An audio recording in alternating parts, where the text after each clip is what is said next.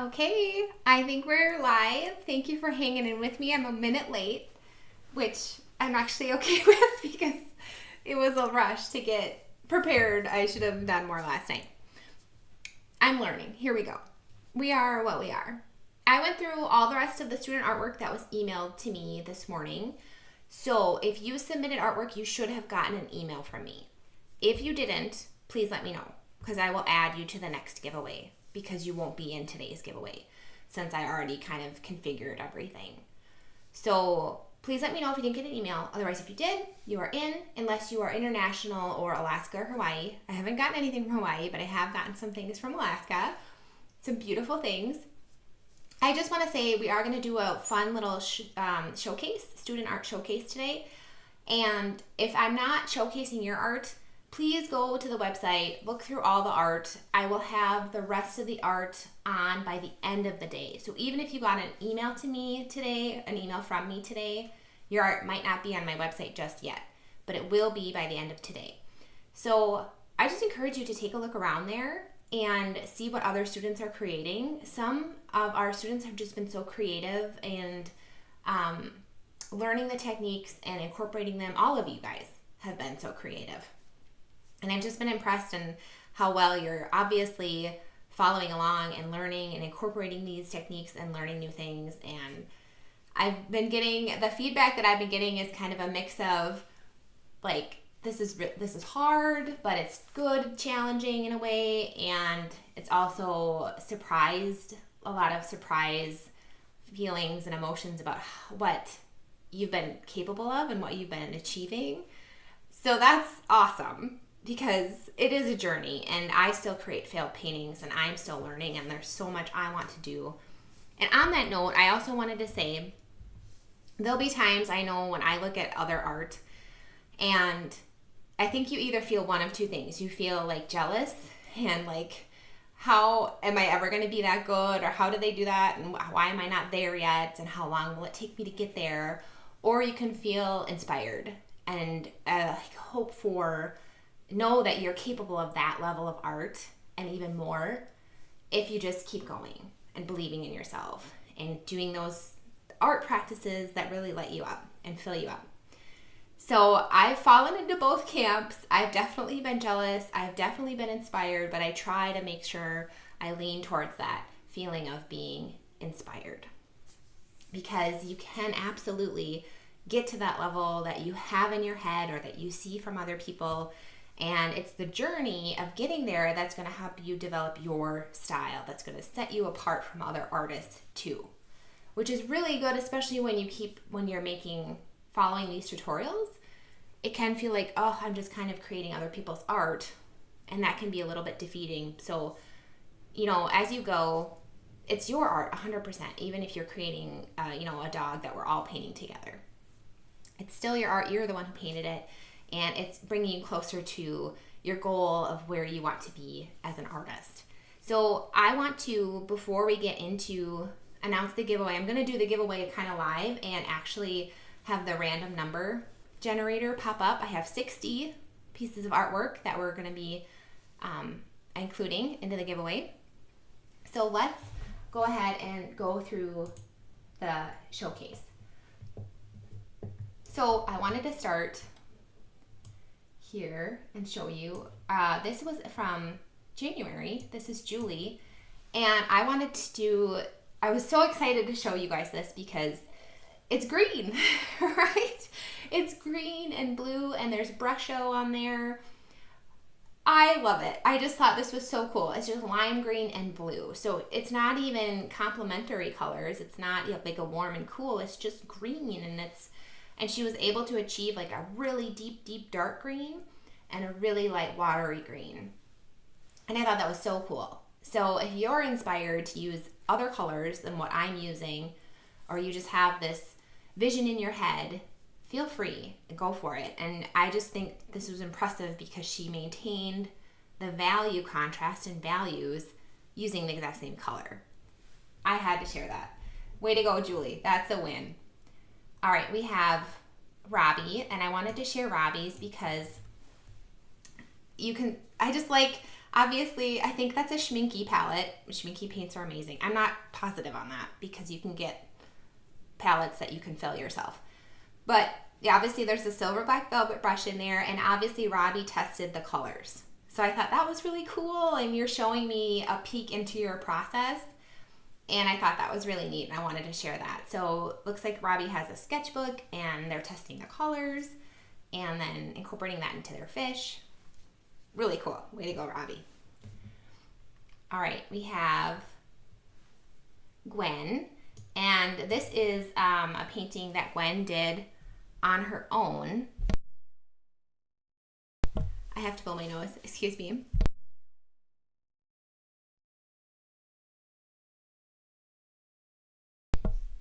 That was my fear when I went on TV, that I'd have to blow my nose. But I didn't have to, so thank goodness. But anyway, Gwen used crayon, white crayon.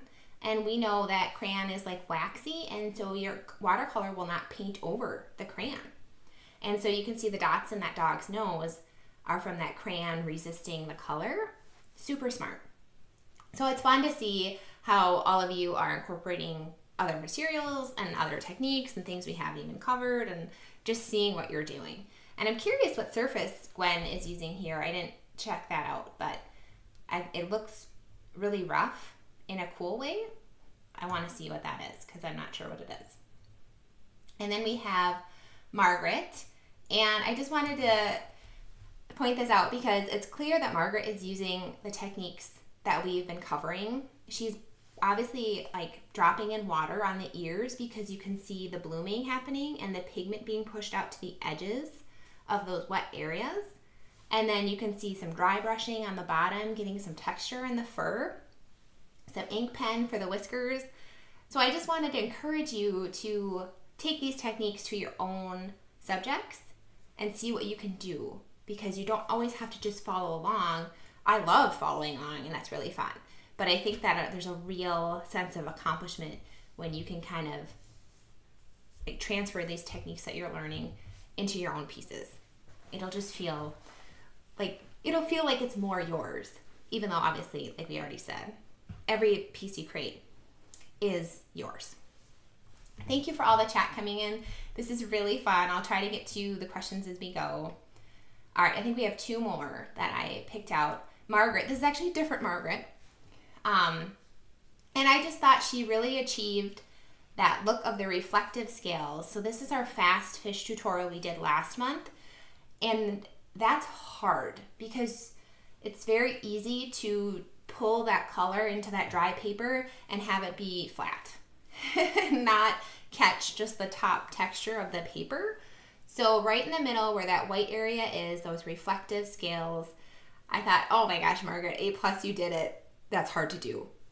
So keep practicing, and if you have had a hard time specifically with that technique of pulling color from wet area over a dry area, or even just having a little bit of color on your brush and brushing it over a dry area to try and catch just the top of that texture, it could be your paper doesn't have enough texture too.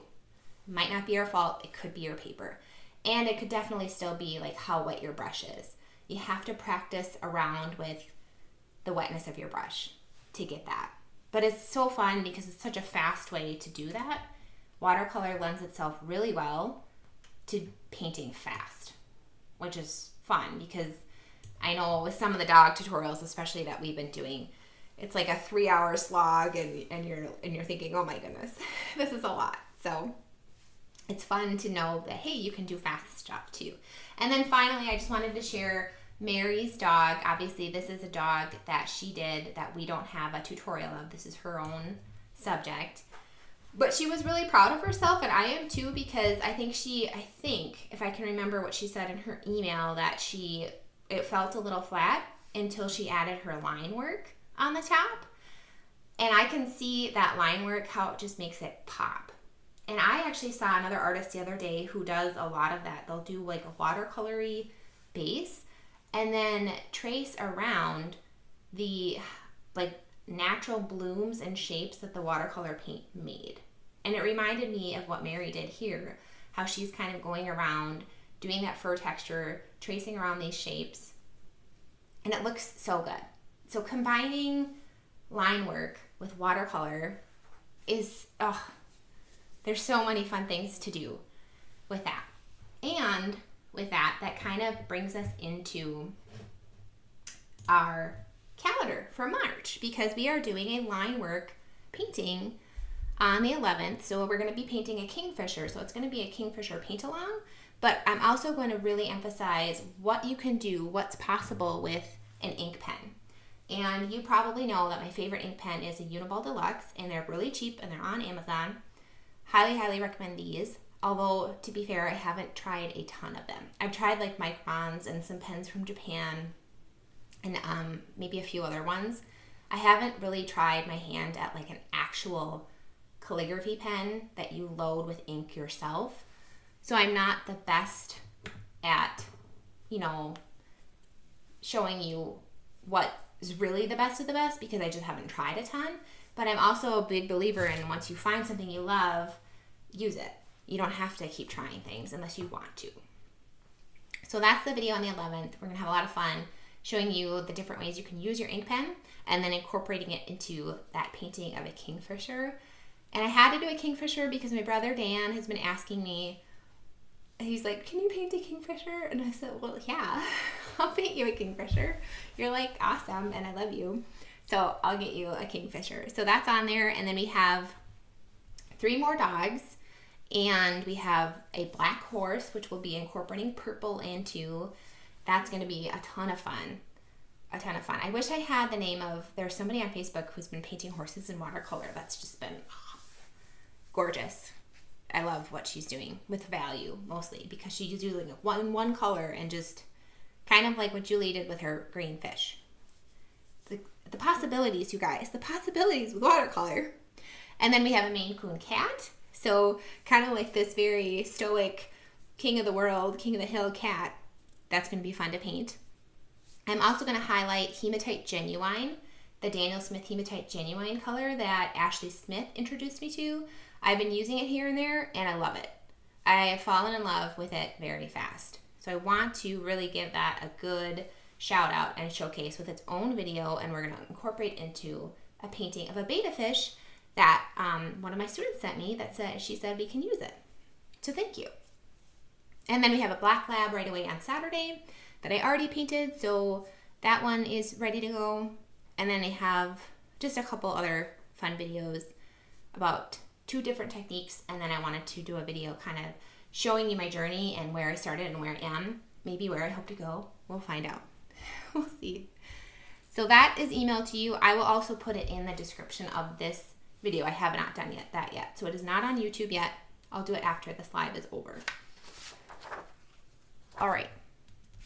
Let's go ahead and demo the curly fur. That's my only demo for today. Yeah, Michelle, you got a stick of Hematite Genuine. Oh my gosh. It granulates. It granulates so beautifully.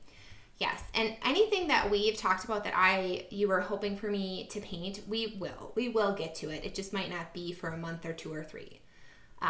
But there's all kinds of animals to paint in the world, and we're going to paint them. It just might take a while to get all of them. So I know we want like an owl and a fox, and you said a German boxer, so there's a lot of wonderful things, and they'll all be coming your way. So let's go ahead and just do a curly dog fur demo, and then we will announce the winner of the supply surprise, which is always a ton of fun. I'm having a lot of fun with that. And then I'm going to also kind of go over what we're going to do moving forward for sharing your art, because I think I came up with a system with a way to do it where it won't be so intense work-wise for me, but I love to see it. So I want to keep seeing your art. So we're going to do that. All right, so curly fur, I kind of approach it in the same way that I would approach like chunky fur. So with the Westie that I briefly demoed in one of my videos, he had kind of chunky fur, and it would kind of come out in these chunks. So let's just say we have maybe like a brown colored hair. Because like the doodle dogs and the poodles, they have curly hair. So what I would do with this, I'm just going to start with chunky hair to kind of ease us into it. And I would take my grainer brush and I would make the chunks. So I'm doing a combo of buff titanium and quinacridone gold. So maybe there's just chunks here kind of coming out. And then what I like to do with that too is to blend it into kind of the body in a way. So we're kind of building some negative shapes and positive shapes, and then we're being a little bit strategic about blending that into the rest of the painting. So we have these greenery edges, and then you can go ahead and come in with just a plain wet brush and soften that into the body. And that's a kind of a cool way to do it if you're working along an edge area of a dog, and maybe it's like the body fur. Then you can just soften this into its body. So you get both like a combination of edges, which looks really good. So you can see that. And with curly hair, and I briefly demoed this too in a different video, I would do a similar thing, and I kind of cheat. So, and by cheating, curly hair, you kind of have to paint negative shapes. And for me, when I paint negatively, I tend to cheat and paint positively first. So I would take, let's say we have black curly hair, because that could be more of a challenge. I would get a watery black color, and you could also do your highlight color or your shadow color, but I'm thinking what I would probably likely do if I had a black curly hair dog is glaze those colors over the hair afterwards. Just thinking through it in my head. So I'd get a nice watery mix, and you can see that on my grainer brush, and I'd paint those positive curl shapes. So I kind of get these curls going, and it's hard to see because I didn't think I had enough to get like an actual reference photo, but we have just these curly hair shapes, and I'm painting where I think would be a reflective part of the curls, and it's getting some white in there too, which is great. And then I would come in with a heavy mix of the neutral tint, and my neutral tint is very wet, but I want it on a kind of a blotted brush. And then I would come in and paint. You could paint around those shapes if you needed to. You could paint the bottom of the shape and kind of get some hair into the shape. Paint in between. So now we kind of are negative painting by painting in between the shapes that we painted positively. It just helps our brain know where to put the paint if we've already painted those positive shapes. And then you can kind of blend that into the fur too. So curly hair would take a little bit more time because you want to get those reflections. That's what's going to make it really pop. But we also know that contrast is important. A contrast of loose and tight, like loose and detailed. So even if I was painting a whole dog of curly hair, I would try to focus the curly hair maybe around the edges of their neck, and then maybe a couple sections in the body, and then if there is some like by the ears and the eyes or whatever, and then just make the rest nice and loose.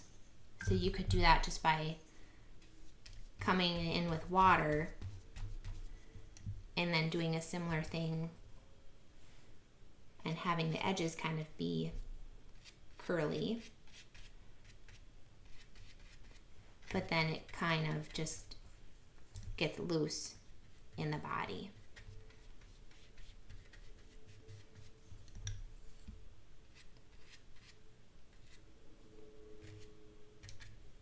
So you can play around with that. And that could look really cool. I still have yellow on here, so this is yellow. And then glazing. So if you're working kind of with the two colors, you could wait until it's dry. And then I would come in with a clean grainer brush. With a black dog, I'd probably need glazing with maybe with cobalt on the highlight side. So I could do a nice watery mix, and you're gonna wanna make sure it's nice and dry. And then just kind of come in and highlight some of those spots of fur to give it a little bit more dimension, but still keeping some areas of white. And then you could come in and do your shadow color on the shadow side, and which, you know, ultramarine is a really nice shadow color. Purple is great, especially if you're working with like a brown haired dog. So you can come in and do those shadow colors. So that's kind of how I would approach the curly hair and the chunky hair. Grainer brush is your best friend when you're doing animal hair. I can't believe how many years I painted even commissions without a grainer brush. And then I found one and I thought, I was almost angry. Like, where's this been my whole life? Why didn't I know that this existed? So hopefully you're having success, Elise. I think you might need to just adjust how wet it is. It does take a little practice to get the water right, because if it's really wet, it'll be chunky. You'll have like chunky strokes, like kind of like chunky, but then if it gets a little drier, you'll have more wispy strokes. So there's ways to play around with that. And I always have to play around with it while I'm painting. I have not tried making my own grainer brush, but I've heard a lot of people that do love them. And I could see you could do that. Even Amazon has these weird looking shaped brushes for all kinds of different brush patterns that you could possibly do. Tons of fun. So, yes. Okay, here we go. We are going to do the drawing, and then I think what I want to do is go over how I'm hoping to do the drawings in the future. So let me get set up here. I kind of have a couple windows going on. So right now you submit your art to me on my website. So I'm going to share my screen again so you can see what I'm doing. So if you go to aquilawatercolor.com/share, it'll pop up and you can enter your stuff here. And that's been working great. And then if you go to learn, this is where I have to manually put them in. So even though you pop in your form and upload your files, it won't get in the website until I actually put it in the galleries. So take a look at all these though. This will be really fun, but maybe wait till the end of the day after I put the rest of the art in there. So what I'm thinking moving forward, what I'd like to do is have you all, if I can, I'm just gonna make sure this, okay, here we go. Upload on Facebook or Instagram. So if you are, and I know not all of you might have Facebook or Instagram, or maybe not want to share your art on Facebook or Instagram. And if that's the case, I think what I'm going to do is I'm just going to leave open the form as well. So you can do either one, but it would be preferable to just put it on Facebook or Instagram, and you can just upload your photo. And then what you're going to want to do is just tag me. So you would just do @Aquila Watercolor. And you would do the same thing on Instagram. You would just type in that @ and tag me. And it's @Aquila Watercolor on Facebook or Instagram. And then you can upload your photo. And then that way I will actually see it. And I will add it to the next month's giveaway. So that's, I think, what we're going to do moving forward. And it'll be fun because you'll be able to share it too on those social channels and have more people see it. It's kind of a win-win in that sense. I know some people have already been doing this, but I don't see it unless you actually tag me. So if you tag me, I'll make sure to include you in the contest. And then I just want to give you that caveat of, if you're not excited to share or you don't have those platforms, feel free to keep sharing on my website at aquilawatercolor.com/share. So we can do it both ways. But this way I'll have a little bit less of like a manual workload to get it onto my website, and more people will see it. And then I am going to open up a membership. I don't know when yet, but that is, I think, when I'm going to open up like a community aspect. I'm not sure if it's going to be a Facebook page or something else, but it might be a Facebook page. Some of you might have already requested to join that Facebook page, and I apologize. It's not really live yet. It's not active. But I think it would be really fun for you to be able to share your art on that page dedicated to what we're learning, and all the other people that are in that group, a Facebook group. I think I've been saying page, I meant group, are already part of it and they know they're kind of going through it along with you, and we can kind of talk about your pieces together. I think that'll be really fun. That's not available yet. So this is my in the meantime workaround. So I think that'll work.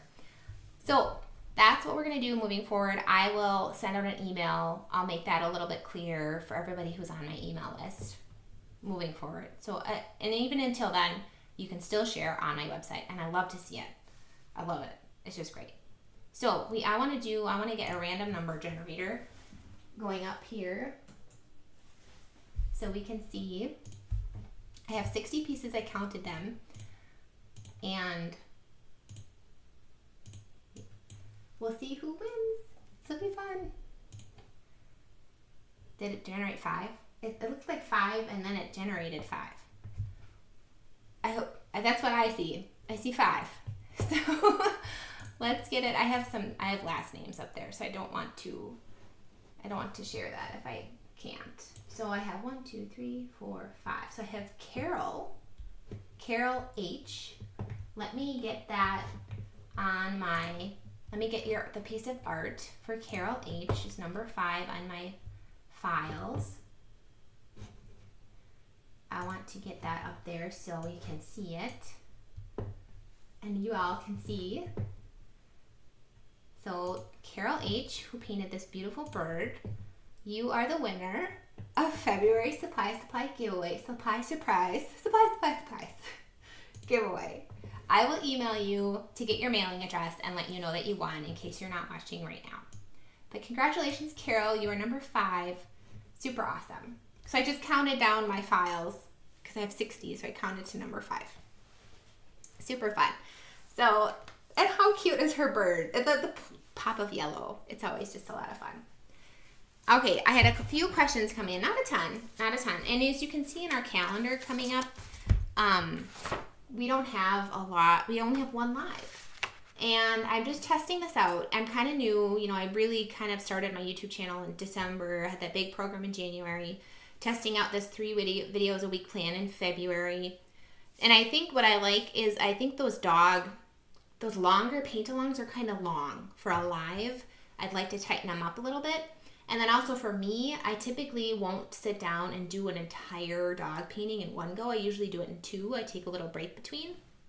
So it's nicer for me. I can get a little bit of break. We can make it a little tighter. And I think I've kind of optimized the filming process to make it still really step-by-step and nice. So our paint-alongs won't be live, but we still have 1 live Q&A at the end of March, because I think that's really nice to just kind of get together and talk through your questions if you have any, and then that way we'll also have more questions to go over. So we can sit down with each other for a little bit longer and really get through your questions. And then you won't have to kind of be like, which live was that question answered in?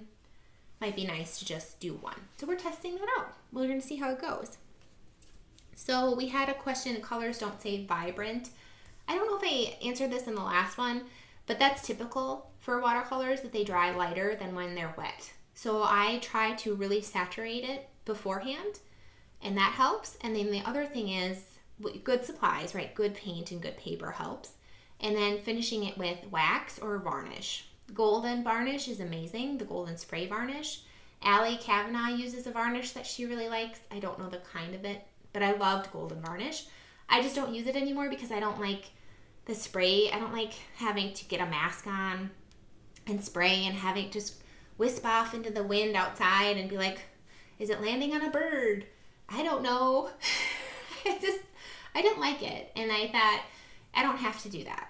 And that's why I don't spray varnish my paintings. I just use Dorland's wax medium, and you can use it inside. It's not smelly, and it's really nice. And I have a whole video about that. So that will also make sure that your colors just pop. You should, if you haven't tried it, oh my goodness, try it. You will be amazed at just that first swipe of wax over your art. Takes it from kind of meh to wow. The colors just get kicked up. They get punchy. I love finishing with Dorland's. So that's my workaround. And then just making sure you use enough pigment when you're painting. And then how do you start adding color to pet portraits? I think I did answer this in the last one. I would start with, in the shadows, adding blue and purple would be really helpful. And then you can, of course, add warm, punchy colors, increasing the saturation in Canva to see where you can add the colors in your reference photo as like a little cheat sheet. And then I had one question come up, like, do your watercolors look good up close or far away, or vice versa, or both? And that's a funny question, because it'll be, maybe you're like, wow, this looks really good. And then you step back and you think, oh, the eyes are kind of wonky. Or you look at it from far away and it looks really good, but then you get up close and you're like, where's the detail?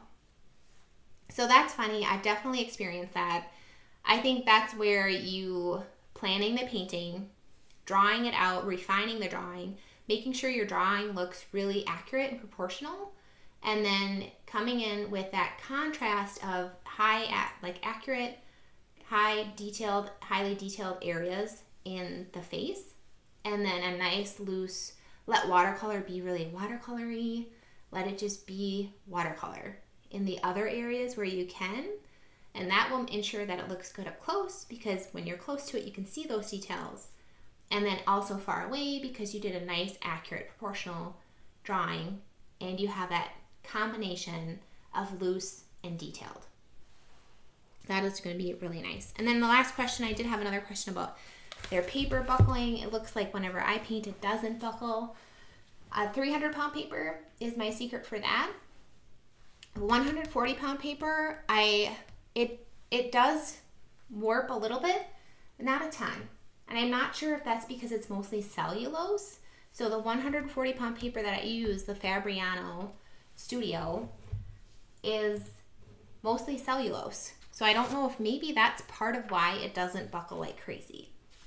But no, I do not use 140-pound, 100% cotton paper anymore. I just don't. Because of that reason. Because I paint really wet, really heavy wet, and it would buckle. It will buckle unless you stretch it, and you can also flatten it afterwards. But there's different ways. There's different ways to get around it. So affordability-wise, I love the Fabriano Studio Cold Press 140-pound paper, 75% cellulose, and then if you need affordable 300-pound New York Central Art Supply paper is a really good option for you. And I do have videos all about paper, so you can dive into that. And a lot of people have a lot of great advice about paper too, other than me. Michelle loves the wax, right? Yes. Oh, I think if you try it, it's going to be worth it. You're like, oh, $16, or I think it's like 16 or something for one of these. But if you paint a lot and you want to display your paintings, 100% recommend that. So thank you, Lynn. Lynn, you've been emailing me so many. I love your art. I love seeing it. I love, some of you have just been so active, and like my core group, I know Mary and like Robbie and Cheryl and Michelle and Lynn and other people just like always here with me, and this is just fun because I feel like we're a little club. So thank you. This is great. Thank you everybody for all of your positivity and for being here with me, and I'm really excited to see where we go in March. It's going to be a ton of fun. So as always, keep emailing me your questions. You can keep submitting your artwork on my website, and it will also be counted if you tag it on Facebook or Instagram. So I love doing this monthly contest. I think it's a lot of fun, and it's just fun to win stuff too. And doing it sooner rather than later, because I think we're only going to keep growing and you'll have more competition down the road. So it's fun. Can only the month lessons paintings be entered by contest Oh, right. Yes. So how I do it is the when you submit it, what month you actually send me the art is the month I include it in that month's giveaway. So if you painted it 2 months ago, but you're just submitting it to me now, that's fine. It'll just be included when you actually submit it to the website. So starting now, moving forward, any art that you tag or submit will be included in the March contest, whether or not you painted it in January or February or in March, upcoming in March. So that's how we're working on it. So thank you everybody for being here. Congratulations to Carol. And I will see you all in the next video. And of course, I am available by email. And I will see you then. This was really fun, and I feel like it went by fast. So happy painting, and I will see you next time. Thanks, everybody.